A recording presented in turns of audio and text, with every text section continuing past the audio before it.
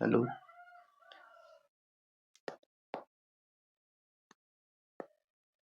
আজকে আবার একটা নতুন অঙ্ক নিয়ে এলাম।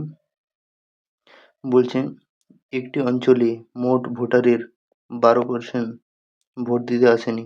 যদি 17,600 জন ভোট দিয়ে থাকে তাহলে মোট ভোটার কত?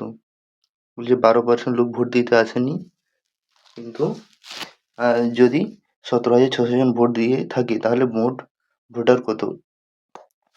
তাহলে হচ্ছে 12%, তাহলে 100 থেকে 12% বাদ দেব, হবে 88%।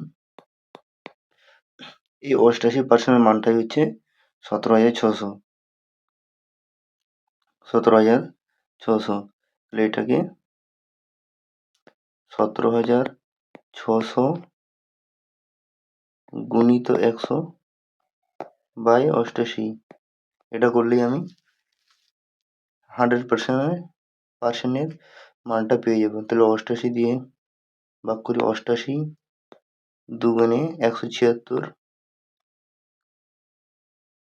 200, তাহলে 200 গুণিত 100, 200 গুণিত 100 সমান হবে 2 এর গায়ে 4টা শূন্য, 20,000। 20,000, এটাই হচ্ছে সঠিক উত্তর। তাহলে উত্তর হবে অপশান এ।